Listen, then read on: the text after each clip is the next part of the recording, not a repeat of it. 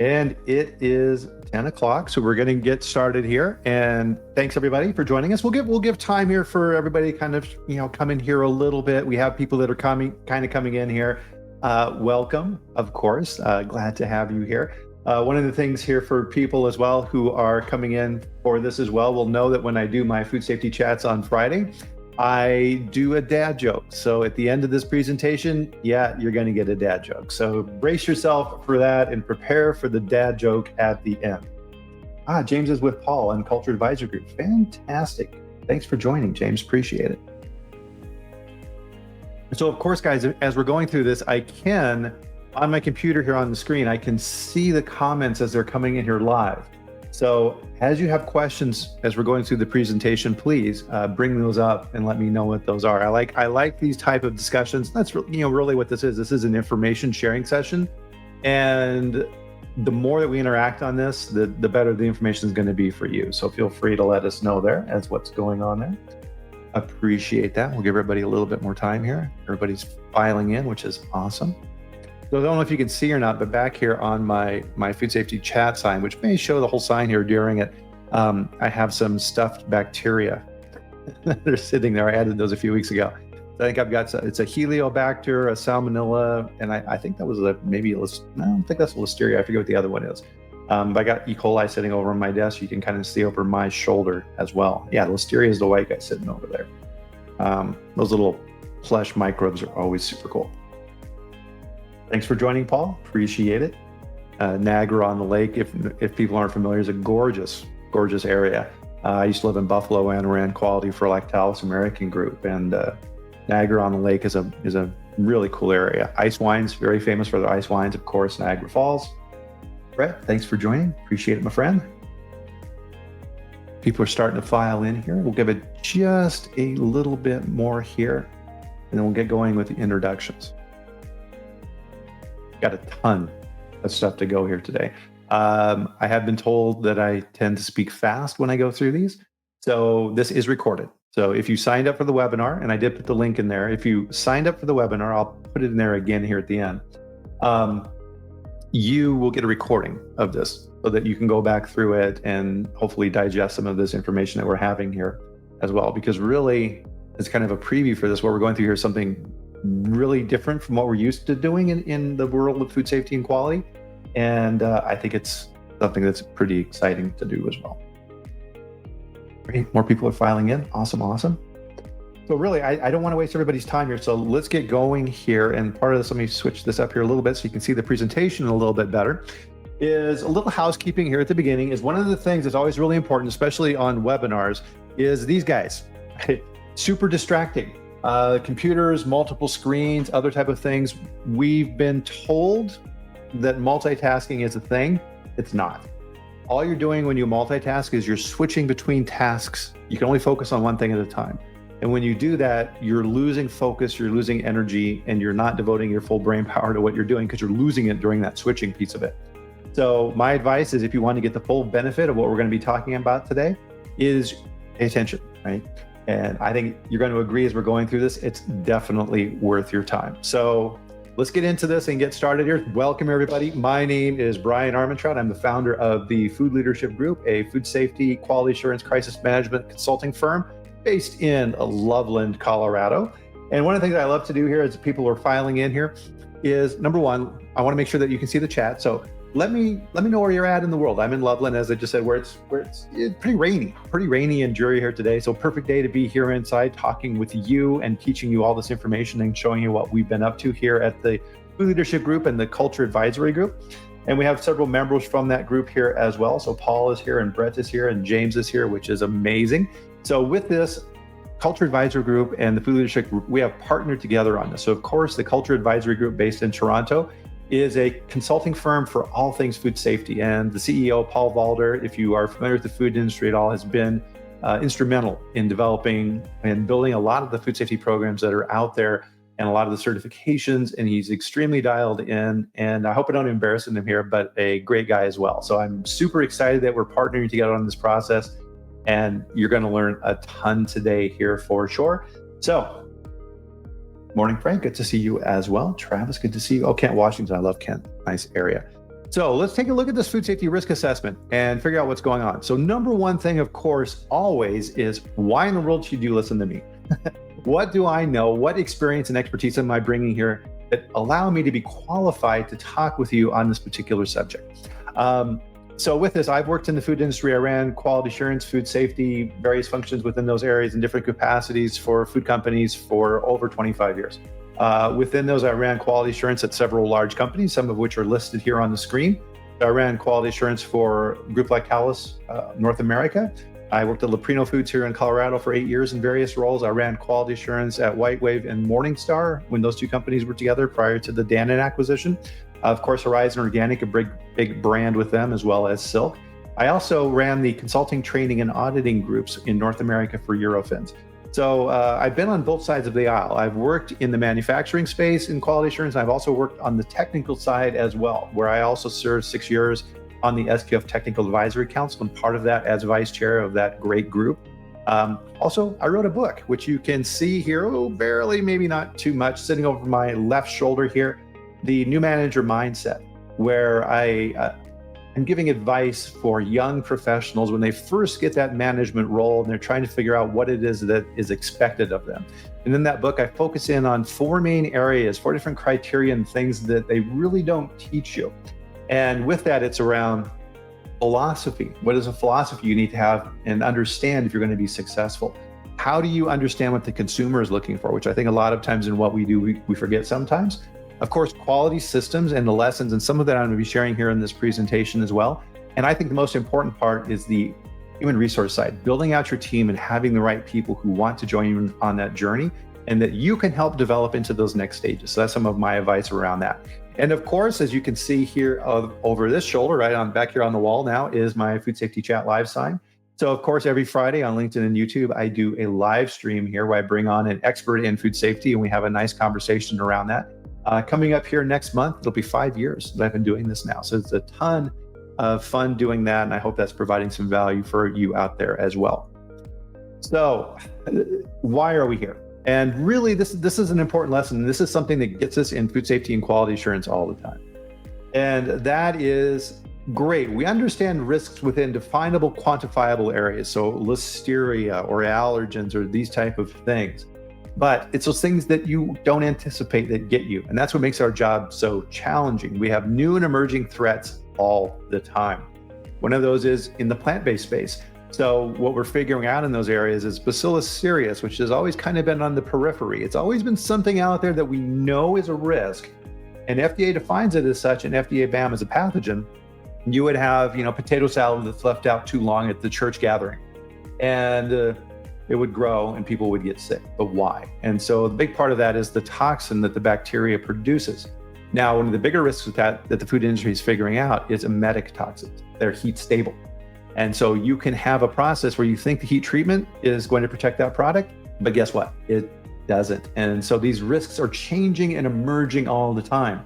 And if you're not keeping up with what the cutting edge is, that new thing that is out there, you need to be aware that you're probably putting your company at risk doing those things. So watch out for those things that we're not aware of.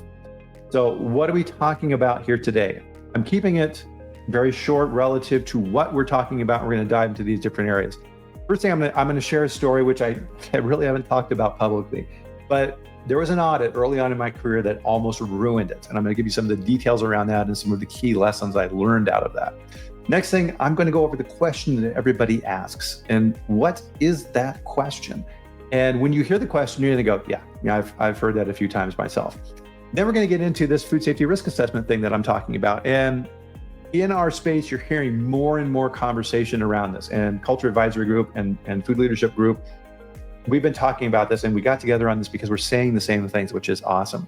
Part of this as well is what I want to get you out of this is actionable steps and things that you can take away. So as we're going through this presentation today, take notes, because you're going to get some things out of this that you're going to be able to pick up on and look at your company and start acting on these things right away in those next steps. And then of course, questions. And as I had said before, guys, as you're doing this is make sure, and I can pull these questions up on screen, and we use Paul here as an example, right? I can pull these up as you're asking questions. So if you have something during this conversation, I'm going to keep my eye on the chat here over on the side. If you got something, pop it in there right away and we'll address it right when it happens. But if you want to wait till the end and ask the questions then, that's cool too. Oh boy. So this audit that almost killed my career. So my main role I started off in quality and microbiology was at Leprino Foods, major mozzarella manufacturer, largest in the world. Started off in the lab, grew in skill and development there, and an opportunity came up for me to move to Pennsylvania from Colorado and take over the entire quality function for a food company. And I was only 31, 32 years old at the time.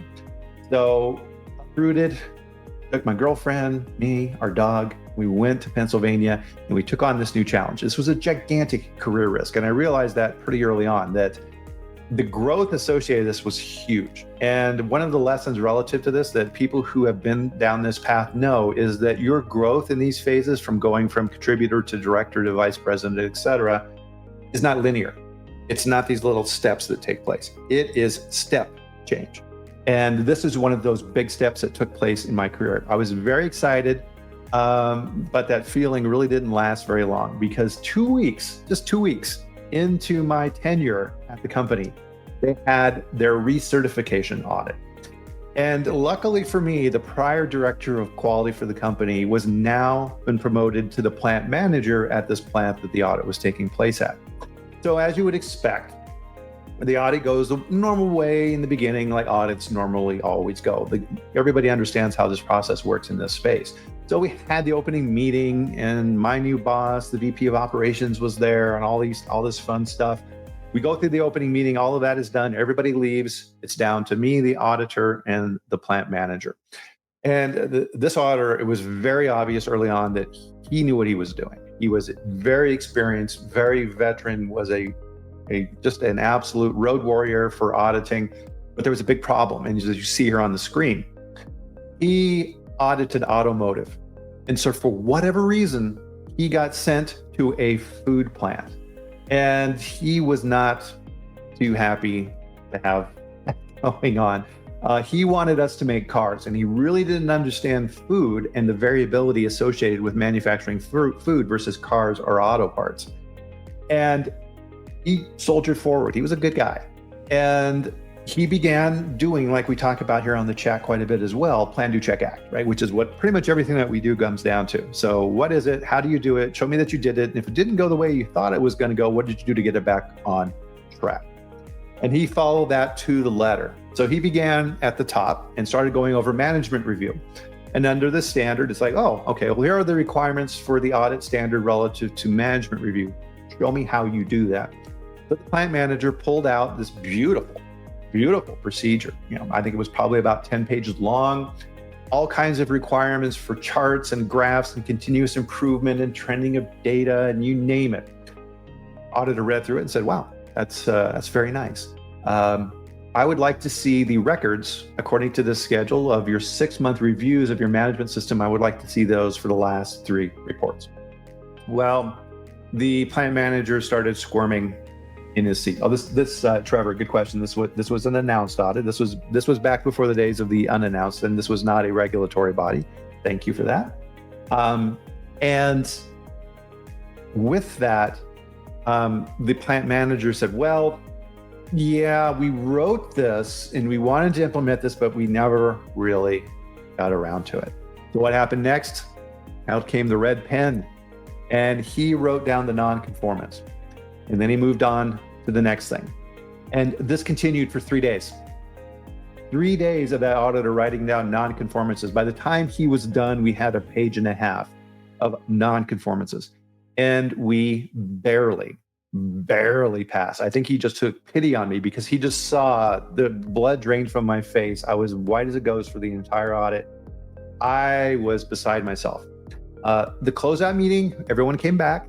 Went through the closeout. He went through line by line every failure of what we said we were going to do with what we didn't do in that plan. And my boss at the end of the meeting said, thank you. He got up and left, didn't say a word to me, walked past me, went outside the plant and smoked a cigarette. I was devastated. I was like, I thought for sure that my career was done before it even started. Now, part of what I learned coming out of that over the next 2 years, I put in the book.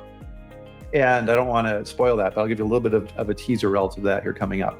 But what became absolutely clear is that our quality systems and what we said we were doing weren't running the business, and they weren't contributing value. Essentially, they're writing what I put here. They were worthless. They didn't really work. I started off in medical device for a year and a half before I went to food. And my boss there had a saying that stuck with me, and it never went away. She said, Bryan, you need to write a work instruction that anybody can come in off the street, read that work instruction, and do that job. I'm here to tell you, and I'll challenge anybody on this, I'm here to tell you that that is absolutely false. Do not go down that path. That is not the right way to create quality systems, and you're going to absolutely ruin your career, and you're going to bury yourself. Because with that, documentation paradoxically can really be your path to ruin, because everything you write down, like we had in those audits, is what you're being judged against. And out of that came a whole new approach for compliance in manufacturing, where we focused on training competence and what do you do when things go wrong. Trained people who know what they're doing, depending on their skill level, don't need that. They need to understand their levels of escalation and when they need to call the boss in. And that's what I really focused on. And this is what I learned coming out of audits, that audits themselves have an important role. And this is a subcontext I want to make sure everybody keeps in mind as we're going through this information here today. I am not saying, I underline not, I'm not saying that we stop doing audits. Audits are a tool that we need. It's just that they're not serving the purpose that we need for what we have asked them to do. So they really we can't expect audits to do what we're asking them to do, which is an audit is only there for 3 days out of the year. 1% of your production time, maybe. And of course, they're only looking at the plants, right? Huge problem. And you'll see this here later on. Auditors only go to the plants. Theoretically, they could go to corporate and ask questions, but generally it's just a phone call to procurement or whatever. They're not looking at the corporate systems. And as we alluded to earlier with the audit here for my plant, is we know the game, right? We hear this saying all the time. And when we say auditors and plants and companies know the game, we know what the game is. How do I pass the audit? How do I get a high score? How do I get through this painful experience as quickly as possible and move on to my real work, right? We all work very hard to make the plant look pretty. We make sure that the audit goes well.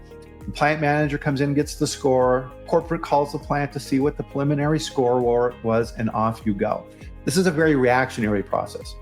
You have a set of rules. You're complying to those rules. What you did in the past, did that comply with those rules? Bottom line, audits are not driving culture. And this is something we are seeing time and time again. We're seeing these references all the time of we need to build a food safety culture. Well, just writing a clause in a standard is not going to give you food safety culture. And what I'm going to show you today is going to put you on that path to getting you what you need for food safety culture. So audit schemes themselves, and the word schemes, I'm a little old fashioned, is kind of going away, but I still like that. It's a European phrase I got indoctrinated with, so excuse my use of the word schemes. There's a saying in the auditing world, and you may have heard this before if you're not in that world, auditor calibration. And what does that mean? That means that every auditor should come into every plant, perform that particular audit, and get about the same score with the same minor nonconformances and everything else. They want the auditors to be robots. Auditors are people. They are not robots. They have unique experiences. They have unique points in their lives. They have a unique perspective. And if you have somebody like me who has done this for a long time, and now I decide to go out and be an auditor, I'm used to running stuff. So I am going to want to run your stuff. And that's very bad, right? That's that consulting piece. And you do not want that. You have to understand those auditing things. Plus, maybe that auditor is going through a rough time at home. Maybe his wife is sick. Who knows? All of these things impact. And these impact auditor calibration. Every company in the food sector category, well, what's a food sector category, Bryan? A food sector category is within the standards, those different boxes that different companies get put in. So you have boxes for produce and dairy and beef and warehousing and you name it. There's a food sector category for all these different things, and auditors are qualified to audit in those sectors. That implies that every company in that sector is exactly the same, and that is completely false. You have brand new startups. You have companies that just entered that space. You have long-term companies that have been doing this for 50, 100 years.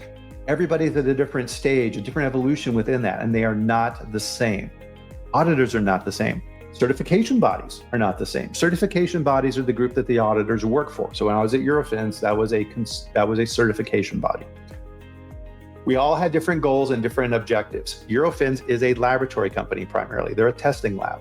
The auditing group was put in with our consulting teams to help support the laboratories. That's a different business mission. It's a value-added service that Eurofin provides for their customers, which is awesome. But it's a different business model than how others are set up, even internationally. And the standards themselves, under GFSI, under that umbrella for the Global Food Safety Initiative, you have the different standards, but anybody who's compared the different standards, they're kind of all saying the same thing by design because they are benchmarked to GFSI. So that has to be the case. So this guy here, as I put on here, is Scott Adams. And if you don't follow Scott, he does a YouTube live stream at 8 a.m. Mountain Time, 7 a.m. Pacific, where he goes over culture and persuasion and skill sets. He's a trained hypnotist. He's just not a cartoonist. And he makes very astute observations. And he's written 5 different books, which I highly recommend. One of the things he talks about is you need to think of things in terms of systems versus goals. Okay. So what does that mean? That means that a system is usually better than just a goal. So for example, if I say I want to lose 20 pounds, and I then say, okay, my goal is to lose 20 pounds and I'm going to exercise like crazy and I'm not going to eat food and whatever else. I'm going to take Ozempic, whatever. And my goal is to lose that 20 pounds as quickly as possible. Well, we all know what happens next is, okay, fine, I lose that weight, but now I'm right back up because I hit the goal and I return to the old way of doing things, the system. It's much better to set up a system that says, I want to modify my lifestyle so that I'm eating healthy. I'm going to cut out alcohol. I'm going to start exercising 3 or 4 times a week to make myself healthier. That's a system. As a result of that system, you're going to lose weight and you're going to keep it off. That's systems versus goals. It's the same here with what we're trying to do with food safety. Our goal relative to this is the audits, but our system is we want safe food. Everybody wants safe food. We all eat. The goal and the way that we're trying to reach that and doing it through a goal-based system of audits isn't working, right? We need to look at a new system to get us to where we want. So what's that question, right? This is the $1 million question. And yeah, Duncan makes a good point here. Are you process-oriented or outcome-oriented? A big question for quality people. Thank you, Duncan. Is why aren't recalls going down? And when I was on the board with SQF as part of their certification body and the technical advisory council, these questions came up all the time. Year in and year out, audits don't go down. And I pulled this data here from FDA about a couple weeks ago. Now, FDA's data, their fiscal year ends at the end of October. So 2025 isn't even done yet. So we're already surpassing 2024 numbers. As you can see with this graph, even with COVID, numbers really didn't drop. So these recalls are becoming more and more prevalent.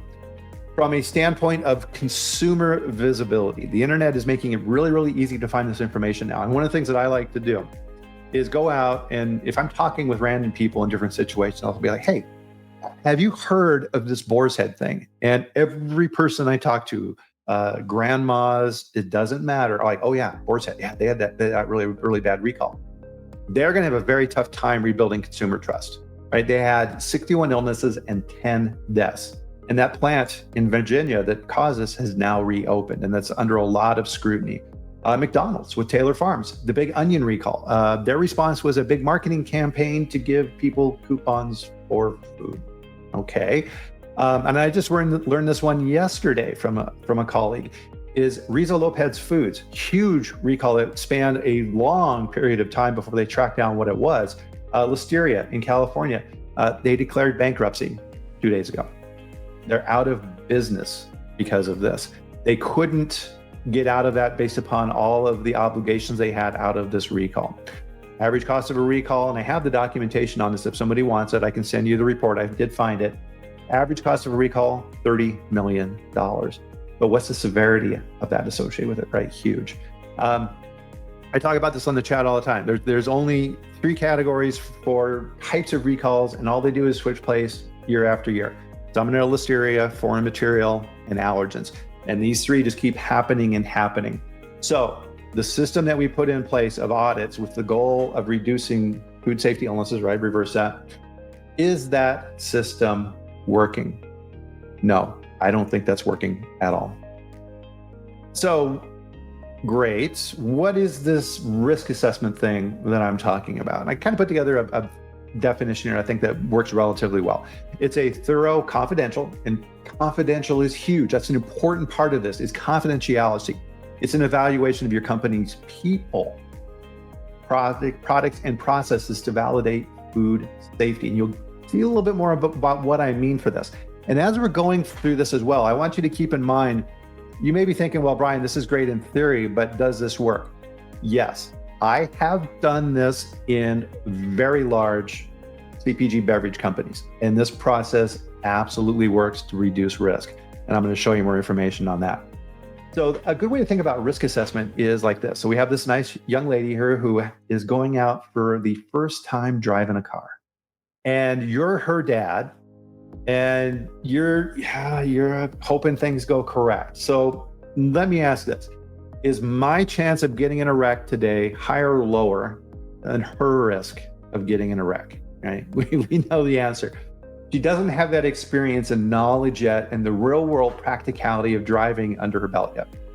That's why her insurance premiums are through the roof. And if you're her dad, you're probably the person paying those insurance premiums. Risk changes over time. We see this in everyday applications. So if I tomorrow get in a wreck or I get a speeding ticket or 2 or whatever, my insurance company figures that out pretty quick and they adjust my rate accordingly. Why? Because there's an entire science of actuary, right? You can actually go to college to become an actuary, and their entire career is evaluating risk. And we see this all the time relative to auto insurance, banking, finance. All of these industries follow these principles really, really closely. And there are entire books and disciplines out there that deal with this. Not in food, which is crazy, right? If you're going to have a new mortgage or you want to refinance your house or those type of things, the bank has a process in place to determine if they're willing to loan you money and what your interest rate is going to be based on what? You know it, your risk, right? Risk is something that is constantly being evaluated. And that's a key with this, right? It's constantly being evaluated. So everybody, I want you to write this down as you're going through this. There's four main types of risk that we're looking at. The first is compliance. And in food, we're very familiar with compliance risk. So FDA, state, mislabeling, all these have, relative to those type of risks, there's compliance risks. Prime example, FDA sends you a warning letter. That's a compliance risk within your operations. A hazard risk, this can be product or environmental failure. So product Listeria recall due to improper cleaning or something like this, or an allergen recall that you missed. Your actual hazards that are inherent in your processes or how you're doing things that you need to control. And we're familiar with that one too. Control risks, and this is a big one that we kind of look at, and we try and do this with documentation, but it's not always successful. A good example of this is change management. How do you launch new products in a company? How do you do capital improvements? All of those business mechanic things that can impact risk. And a lot of times those change management procedures in companies aren't followed. A lot of times the new product development cycles are not based upon the resource allocation in a company. They're based on, and you know the answer to this, they're based upon the shelf reset cycles and the product reset cycles for the retailers. So if Target does their market resets in September for their shelf space, and everybody does their pitching before then, that's what sets your product development cycles. Not a good way to do things. That introduces risk into the process. And what's really cool about this is that risk is not bad. Risk is just something that needs to be controlled. We all engage in risk every day. Anytime you get in your car, you're engaging in a risky process. You have mitigating factors in place with your car that will hopefully reduce that damage to an acceptable level or avoid it at all. We have airbags, we have sensors, we have all kinds of stuff in our cars now to help protect us and help mitigate risk in the event of an accident. Opportunities in companies. That's why we're there. We want to launch new products. We want to innovate in new areas, and there's risk associated with those procedures. If you risk those products to market, you're probably going to be missing those risks within your change management and your product development procedures in your company. So this last statement that I got here, I tried to weave all of these together into one statement, right? So a product recall due to an undeclared allergen because the change wasn't identified with the plan and it wasn't properly managed. As a result, there was a recall and FDA issued a warning letter to that plant, right? So you're hitting all four of those categories when you're looking at these types of risk for food safety. So these risks, again, and this is part of our flaw in these systems as well, they are not limited to the quality assurance and food safety groups. We are talking company-wide. Everything in a company that touches food safety is involved in this risk. It's just not the people that are trying to manage the risk as part of their job description. It needs to be in everybody's job description.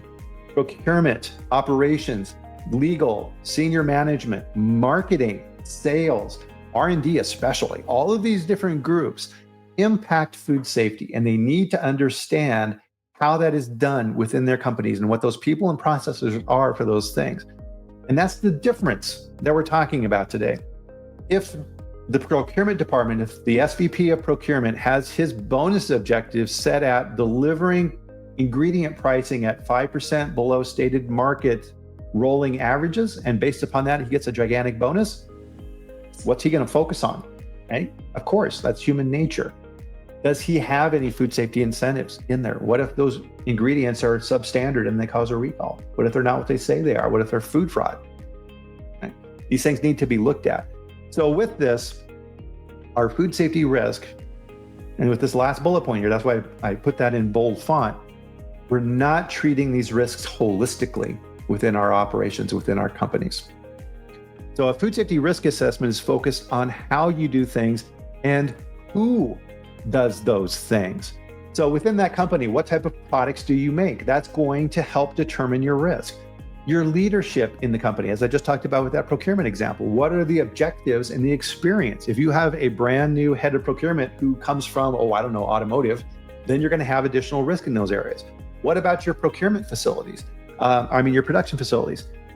Do you own your own plants, or are you using co-manufacturing facilities? If someone else is making your product for you, they may have different counterparty ideas and objectives that may not match up with what you want to do.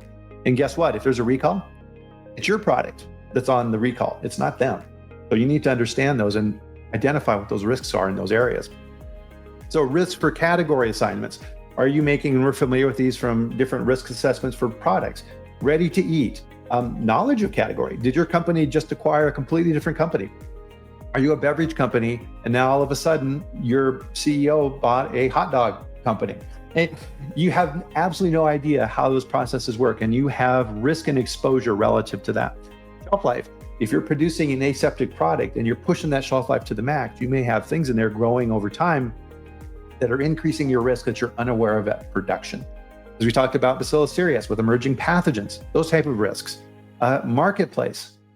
Are you putting risky or borderline product marketing claims on your packaging that could potentially get you in trouble?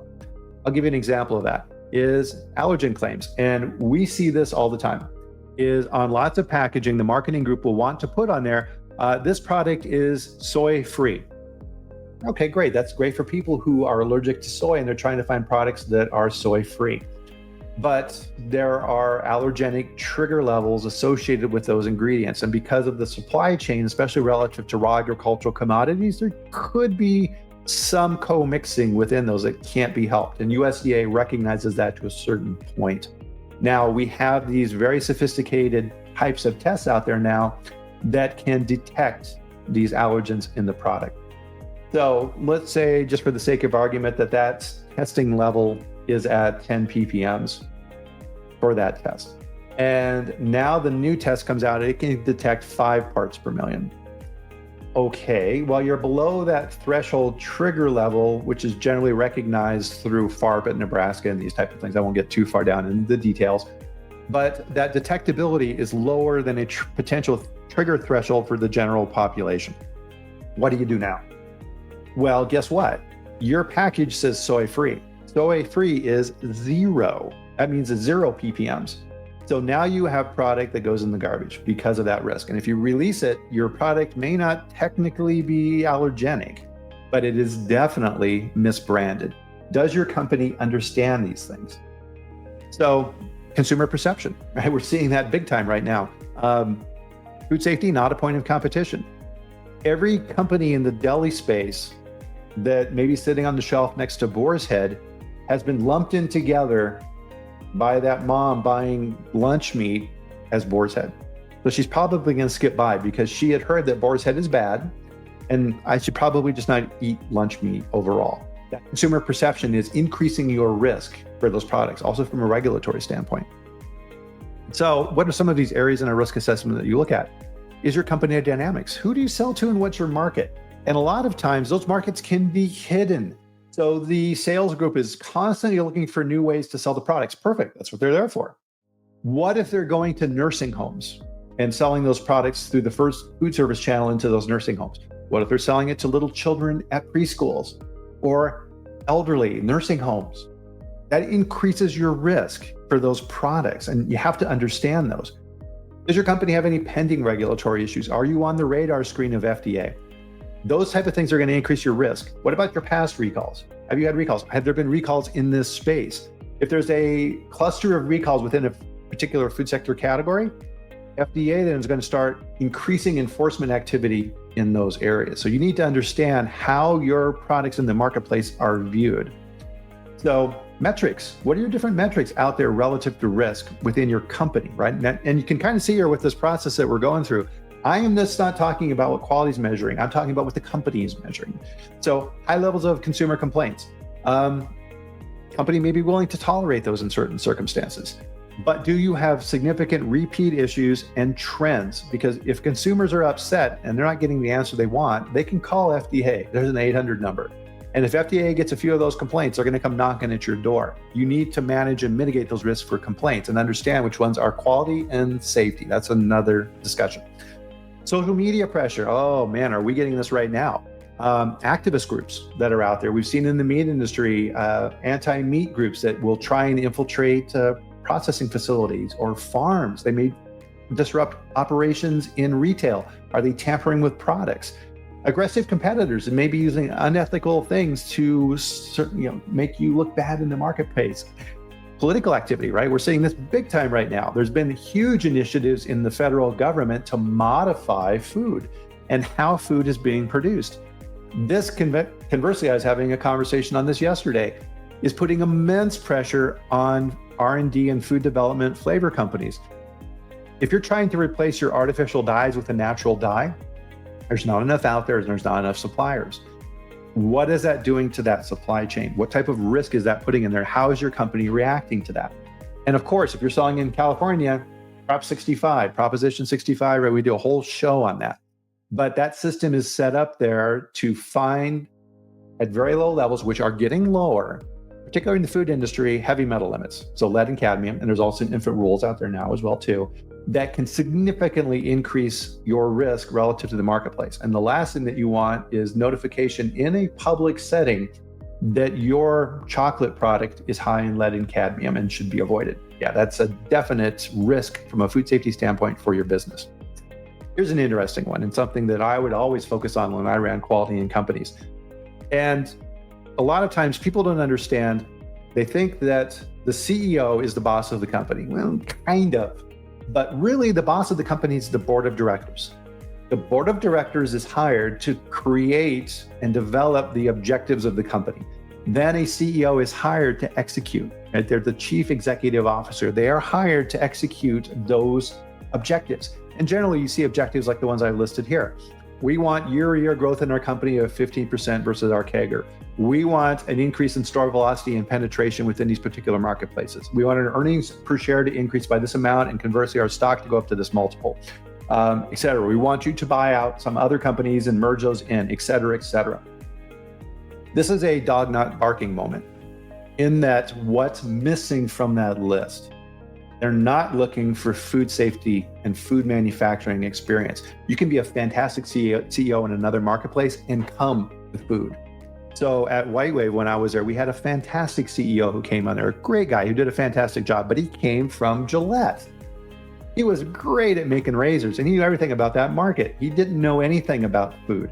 But to his credit, he learned really quickly and he got up to speed. But in that period of time, that decision-making relative to food can be compromised because they don't necessarily understand the entire dynamics of food versus other things. We are making food. Everybody eats food and everybody's at risk for this. It's a very different thing and it needs to be looked at very seriously in those areas. Mergers and acquisitions. Generally, so when I do a risk assessment, I'll go and sit down with the M&A group. And I will say as part of this mechanism, and again, right, I'm going to corporate, right? It's part of this assessment process. The team, we're going to corporate and we're talking with people. And I'm saying, okay, explain to me your process, which is very different from an audit. So I have key questions that I want to ask. I'll say, okay, how do you do mergers and acquisitions? It's like, well, we target companies, look at these multiples of earnings and these type of things, right? The normal things that you would expect from this. And I'll hit them a question and say, that's great, but what if there's a food safety risk or capital expenditures that need to be done in this target company that need to be corrected if you were to purchase this company? And they look at me and they say, go on. I say, if I was to go into this before your purchase agreement and your negotiations, and I find that based upon CapEx, I need to put in $20 million in these operations to bring them up to be able to make safe food, would you like to know that so that you can reduce your offer price? And you can see the wheels click. And they're like, yeah, that's something that we need to know, right? Critical, absolutely critical. Crisis management. Who's your spokesman in the company? Guess what? Recall traceability, one forward, one back, is not crisis management. Your crisis management is your system that you set up to mitigate risk for all kinds of different threats. Food safety, of course, is paramount, but you also have accidents in your plants. You have labor strife, all of these different type of things. What's your playbook for that? For managing these risks within your company. And of course, today we're focused on food safety, but these other things need to be taken care of too. Here's a key point too, risk assessments. They're internal, they're confidential. They are not meant to be public. They are meant to find issues in your plants, in your company, so that you can force rank them, you can identify them, put expenditures, put effort to them, and get rid of them and reduce them to an acceptable level. Now, keep in mind, you're never going to eliminate risk. Your goal here is Pareto, right? 80-20. You want to get rid of the big guys and you want to reduce those things so that you can manage your business and understand those risks. There is risk driving a car. I am not going to stop driving, and neither are you. So we're looking at those people and processes. This is designed specifically for the company we're looking at. Where are they at? What's their evolution? What do we need to dive into? And what's the expertise that needs to be brought in to look at those things? This is meant, and I think this is an important lesson here for everybody to take away from this as well. This is not a commodity product. This is not something that every company should be doing. This is something for companies that are doing a great job who want to become world-class. Or a huge change has happened in their processes or within their company. They need to figure out where they're at. They need a level set.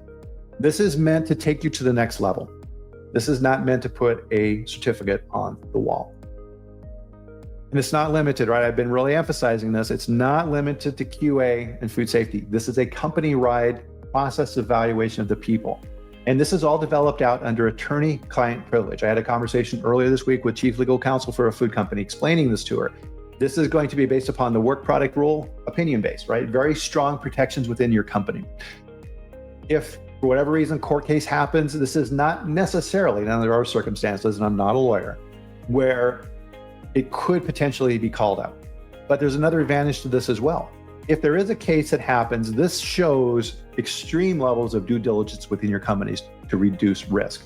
And if something is taking place on this court case, and Bill Marler can talk to this as well, that's going to help make your case that you care and that you're doing everything within your power to improve food safety. This is not a process that you do and then shelve. You go through and you do your risk assessment, you find out your risk profile, you find out what are the things that I need to be focusing on, and then you're doing it. And if you want to at some point in the future, 6 months or a year or whatever, you can redo that assessment to figure out where you're at as a company. It's not a static checklist of questions. There's not a set list of questions that I go through. And on the document that I use for doing the process, there's a blank at the end of every one of the sections. That's because I can add questions. If I find something that isn't quite understood, I want to get into more, I can dig into that. So it's very dynamic from that standpoint. So you go through, you develop out your scope of work, you do your risk assessment within the company. And what is that? That's looking at the profile of your company. It's like, from a risk standpoint, so think FMEA, so failure mode effect analysis, or a hazard severity likelihood type scenario, which is the easiest thing that we're used to in what we do, is for all these different things that we've been talking about today, is how do you look at these things and how do you rank within your industry, within the company of where we're at, and all these different people and processes. And that helps to identify green, yellow, red at a high level for the executives, where your company overall sits. Then you go through and you do meetings, evaluations, and interviews. And if you're working in an industry where you need some specific talent, that's brought in. So if you're working for a company that is producing apple juice, right, it's very helpful to have a process authority or someone who's very familiar with apple juice in those spaces to go along on these audits, right? So you can bring in the expertise to do these things. It's not auditor calibration, right? It's specification and expertise based upon the particular needs of that company. You then get that gap assessment and those focused recommendations. I call it the top 10 list. So you end up, because the executives want to see that, they're like, okay, Bryan, bottom line it for me. What are the big things that we need to be focusing on in this company? And then you can share that with them. And of course, then you can get into all the granularity that you need. This gives you actionable deliverables for food safety risk mitigation within your company. And it's done in a way that your leadership can understand it. And that's what's unique about this as well, is this is a top-down approach, not a bottom-up approach. So what do I mean by that? So in quality, a lot of times we try and do things at the plant level and then push up in the organization to make those things happen. Well, a lot of times we hit obstacles and we can't get any farther. That's very, very frustrating.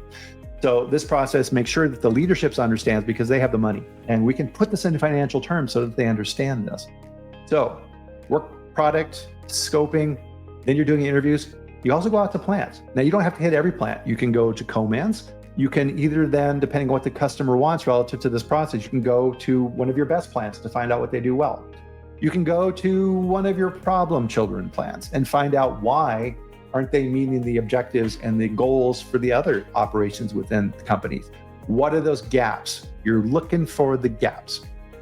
So when it's done, you have all of these deliverables coming out. And again, not a snapshot. This is a way of doing business. And again, the last bullet point here, I'll pull your attention down to that bolded line here at the end, is we've been talking a lot over the last year, 2 years about food safety culture. Frank Yanet's fantastic books, highly recommend those books. But what we're really talking about here is food safety culture. Food safety culture in a company. Right? It's not in the food safety department. It's not in QA. What we're talking about here is how do you manage these things in a company? And when someone like me comes in, you get to, as I like to talk about too, tell your story. How do you tell your story?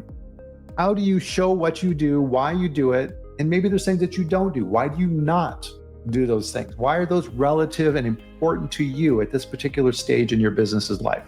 That's extremely important to be able to figure out. And that's how we get to food safety culture. It's not by writing a line in a standard that says you shall have food safety culture. Now, auditors can check on that. And again, audits still need to happen, right? We need to do supplier audits. We still need to check up. We need to do internal audits. Everybody needs to be invested in these things, but that's a subcomponent of this. It's not the system, right? This is the system. So, wow. So I would imagine by this point in the presentation, you're thinking, God, this must be really expensive. And the answer I put here is, and if you work in the food industry, odds are you deal with rabbis because you have kosher products within your facilities. And rabbis love to have an answer when you ask them a question. Well, am I allowed to do this or whatever? And the answer almost every time back was, it depends. Right? It's kind of like lawyers too. The answer is, it depends. And that's true here as well. This is based on all of these different factors that I just told you about. It's like, okay, what do you want to look at? How far do you want to go? What stages do you want to go through? Do you just want to do the assessment? Do you just want to look at corporate? Do you want to look at particular departments? How big do you want this to be? Also, how quick do you want this to go?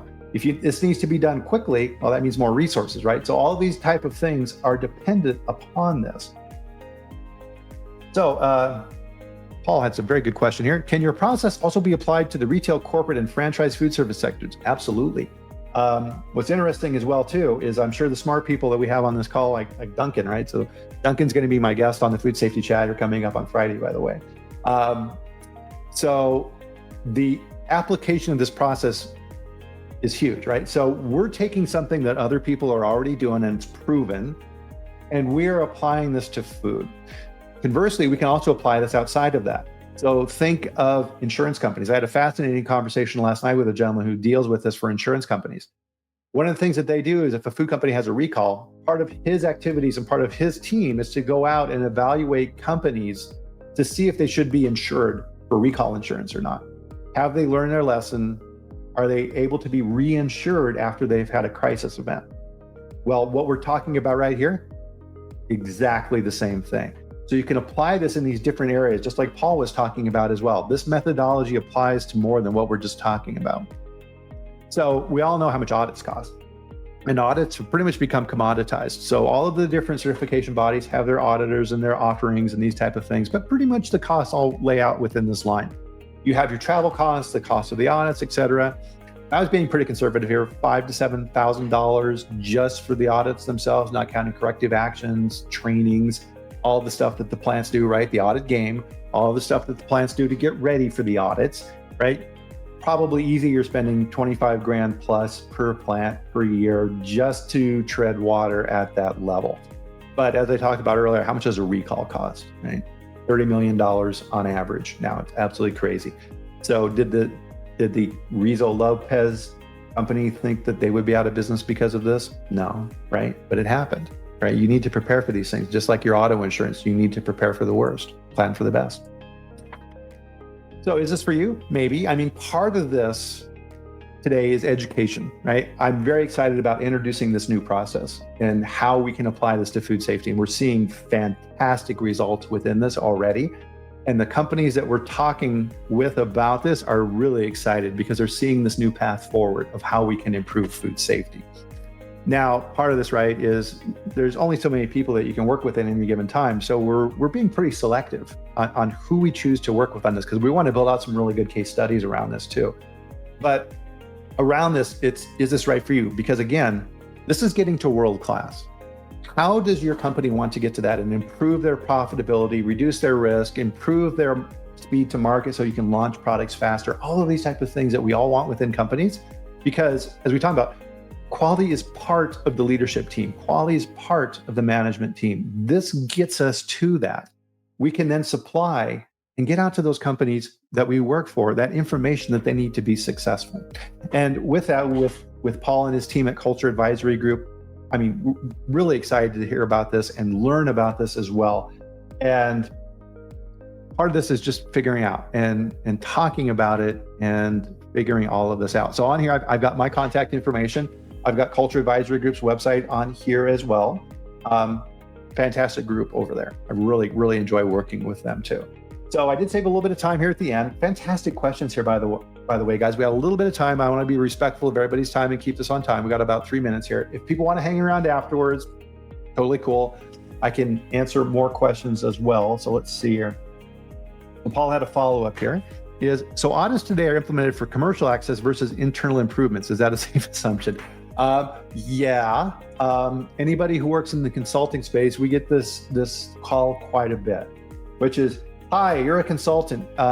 I am looking at doing business with, name the retailer, Costco, Kroger, whatever. In order to do that, I need to pass an audit. Can you help me do that? Right? That's a goal, right? The goal of that manufacturer is to get their product sold in Costco and sell oodles and oodles of product. Fantastic, great goal. Is that the system you want to do that? Probably not. And if you're a small startup, is this process for you? Wow, if you're ambitious, it is, right? But it's going to be really difficult to get this going early on. Your goal early on in a small food company, entrepreneurial food company, is cash flow. You want to keep your business growing so that you can reach that point where you are a stable and medium to large-ish food company. So you have those type of things going with that as well. So what are the things you got from me, guys? And I did promise a dad joke, so I will get to the dad joke, I promise.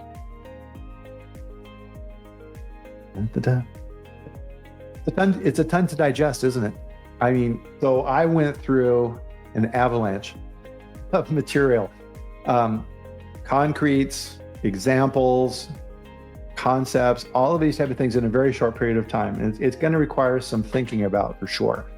And that's why I'm here too, right? Is I've been working on this now for years, trying to get this introduced, trying to make sure that everybody understood this path forward. And we're getting to this point now. And I can see it really, really clearly, which is exciting. Everybody's ready for this now. A lot of times in what we do, things have to come a lot of time where people are ready for it. And this evolution of food safety risk mitigation is here now. And it's kind of one of those things too, you have to kind of get on board with it too. So as we're waiting here for a potential question, by the way, guys, yeah, these are great questions. This is being recorded. If you signed up for the webinar, you're going to get a copy of that as well. And I did promise too. Let's see if I can pull up that link here, see if it's still good. Yep.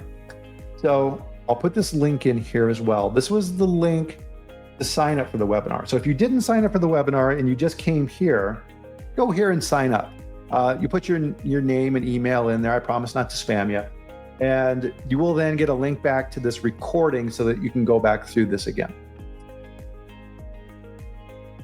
So Brett had a question here. Thanks, Brett. What have you found is the best method to break out of the quality department? I think part of that is self-awareness, is do you want to, right? A lot of times within quality, we work in this field, in food safety especially, because it's a calling. And we view this as a moral obligation. But that doesn't mean that you have to stay in quality and continue that work. You can work in operations, legal, regulatory. There are several paths within companies for quality people. It's rare, but could you become a CEO? Yeah, well, start your own company. Yeah, and then you're the CEO and you have a quality background. Is that going to give you a big advantage? Yeah, that's going to. So, dad joke time. Okay. So, what does a mermaid use to wash her fins? Yeah, she uses Tide. I apologize. That was a real groaner for a dad joke, so I apologize for that. So if there's no more questions, guys, I'm gonna close out this webinar again. Right, we've got over here all the contact information. Step one is learning about this, right, and then talk with us. And we're more than happy to talk with whoever you want within your company. Explain this in more detail and how this would work for you, because this is really exciting. This is an exciting time in quality and food safety in the food business, because we're applying these tools that have been applied to everybody else to our business, and it's going to just make it that much better. So enjoy this information, and thank you. Thank you very much for taking an hour out of your day to come here and attend this webinar and learn about these processes. That's dedication, and I thank you for that. I really appreciate it. And again, if you didn't sign up for the link, get the link, you'll get the recording, and you can watch us again at your leisure. So with that, everybody, we're going to close out the conversation here today. Thank you again for attending. Thanks for everybody here. Thank you for Culture Advisory Group and the partnership that we're doing around this. This is awesome. And we'll see everybody maybe on the Food Safety Chat on Friday. So in the meantime, keep that food safe out there, keep doing what you're doing, and we'll talk soon. So thanks, everybody.